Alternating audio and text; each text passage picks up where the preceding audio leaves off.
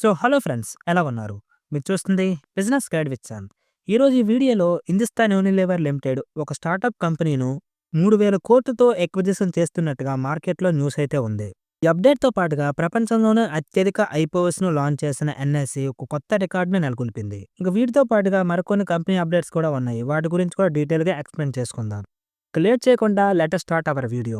National stock exchange NSE number of ఐపీఓస్‌లో ఏసియాలోనే లీడర్‌గా నిలిచింది. ఇక ప్రైమరీ మార్కెట్ నుంచి ఫండ్ రైజింగ్ విషయంలో ప్రపంచ రికార్డును నెలకొల్పింది. లాస్ట్ ఇయర్ మన స్టాక్ మార్కెట్లో ఐపీఓ హవా కొనసాగింది అనే సంగతి మనకు తెలిసిందే. ఒక్కొక్క రోజుకు 2 ఐపీఓలు, 3 ఐపీఓలు మన ముందుకు వస్తూనే ఉన్నాయి. మన ఇండియాలో ఒక్క 2024 క్యాలెండర్ ఇయర్‌లో 268 కంపెనీలు ఐపీఓగా వచ్చాయి.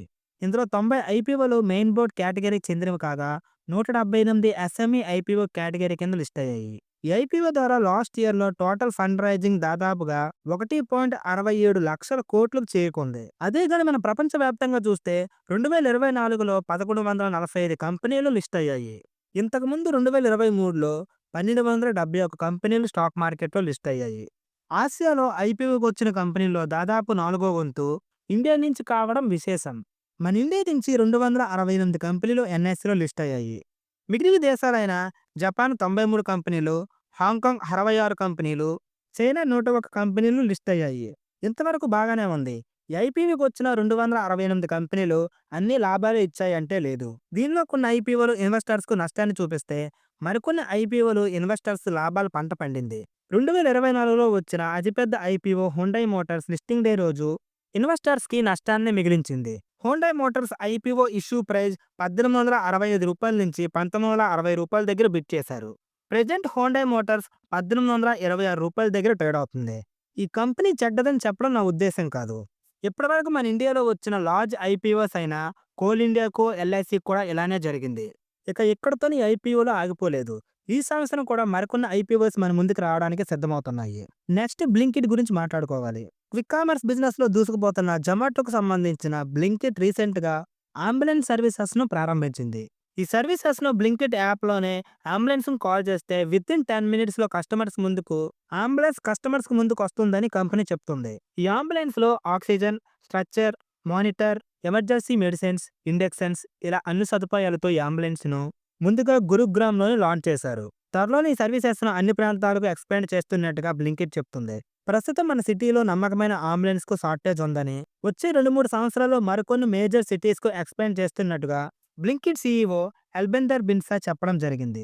నెక్స్ట్ హెచ్యూఎల్ గురించి మాట్లాడుకోవాలి. హిందుస్థాన్ యూనిలీవర్ లిమిటెడ్ ఒక ఇంపార్టెంట్ ఎక్విజిషన్ అప్డేట్ అయితే కనిపిస్తుంది.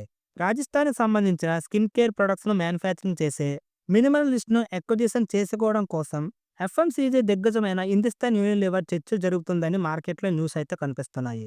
ఈ స్కిన్ కేర్ కంపెనీ వాల్యూ 3000 కోట్లు ఉంటుందని అంచనా.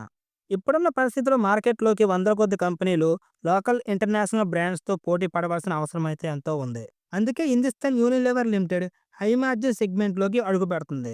మినిమలిస్ట్ కంపెనీలో 100% స్టేక్‌ను ఎక్విజిషన్ చేయడానికి హిందుస్థాన్ యూనిలీవర్ ప్రయత్నాలైతే చేస్తుంది. కానీ మినిమలిస్ట్ కంపెనీ ఫౌండర్స్ అయిన మోహిత్ యాదవ్, రాహుల్ యాదవ్‌కు ప్రస్తుతం ఈ కంపెనీలో 84% స్టేక్ హోల్డ్ చేస్తున్నారు. అలాగే జాయింట్ క్యాపిటల్ కంపెనీ అయిన పీక్ ఎక్స్వై పార్ట్నర్స్ 6% స్టేక్‌ను హోల్డ్ చేస్తున్నారు. ఎక్విజిషన్ జరిగితే రీసెంట్ టైంలో డైరెక్ట్ టు కస్టమర్ D2C సెగ్మెంట్‌లో బిగ్గెస్ట్ డీల్‌లో ఇది కూడా ఒకటిగా మారుతుంది. ఈ ఎక్విజిషన్ జరిగితే మాత్రం హిందుస్థాన్ యూనిలీవర్ లిమిటెడ్‌కు బెనిఫిట్‌గా మారడమే కాకుండా హై మార్జిన్ సెగ్మెంట్‌లోకి అడుగు పెడుతుంది. ఇది కేవలం సోర్సెస్ నుంచి వచ్చిన అప్డేట్ మాత్రమే. ఇక కంపెనీ నుంచి అఫీషియల్ అప్డేట్ రావాల్సి ఉంది. ఇప్పటివరకు క్విక్ కామర్స్ సెగ్మెంట్ నుంచి కేవలం 2 కంపెనీలు మాత్రమే స్టాక్ మార్కెట్‌లో లిస్ట్ అయి ఉన్నాయి. ఇప్పుడు మరొక క్విక్ కామర్స్ సెగ్మెంట్‌లో బిజినెస్ చేస్తున్న జెప్టో కంపెనీ కూడా స్టాక్ మార్కెట్‌లో లిస్ట్ అవబోతుంది. జెప్టో కంపెనీ ఈ సంవత్సరం మార్చి లేదా ఏప్రిల్ నెలలో ఈ కంపెనీ ఐపీఓ వస్తుందని తెలుస్తుంది. దీనికోసం డిఆర్హెచ్పి పేపర్స్‌ని కూడా ఫైల్ చేసేందుకు సిద్ధపడుతున్నారు. ఈ ఐపీఓ గురించి కంపెనీ నుంచి ఎలాంటి అఫీషియల్ అనౌన్స్‌మెంట్ అయితే లేదు. కానీ జనవరి 19వ తేదీన కంపెనీ నిర్వహించే బోర్డు మీటింగ్‌లో కంపెనీ ఐపీఓ సైజ్, ఇండిపెండెంట్ డైరెక్టర్లను నియమించడం ఇలా వేరే అంశాలపై పరిశీలించే అవకాశం అయితే ఉంది. ఏప్రిల్ నాటికి కంపెనీ అనుకున్నవి జరిగితే ఐపీఓకి వచ్చిన ఫస్ట్ ఇండిపెండెంట్ క్విక్ కామర్స్ కంపెనీగా జెప్టో మారుతుంది. ఇప్పటికే జొమాటోకి సంబంధించిన బ్లింకిట్, స్విగ్గీకి సంబంధించిన ఇన్స్టామార్ట్ స్టాక్ మార్కెట్లు లిస్ట్ అయి ఉన్నాయి. క్విక్ కామర్స్ సెగ్మెంట్లో జెప్టో 46% మార్కెట్ షేర్తో లీడర్గా ఉంది. తర్వాత స్థానంలో జెప్టో 29%, ఇన్స్టామార్ట్ 25% మార్కెట్ షేర్ను హోల్డ్ చేస్తున్నారు. నెక్స్ట్ అప్డేట్ చూసే ముందు ఈ ఇన్ఫర్మేషన్ మీకు నచ్చినట్లయితే ఈ వీడియోని లైక్ చేసి ఇలాంటి ఇన్ఫర్మేషన్ గురించి మన ఛానల్ని ఇప్పుడే సబ్స్క్రైబ్ చేసుకోండి. నెక్స్ట్ కేఈసీ ఇంటర్నేషనల్ గురించి మాట్లాడుకోవాలి.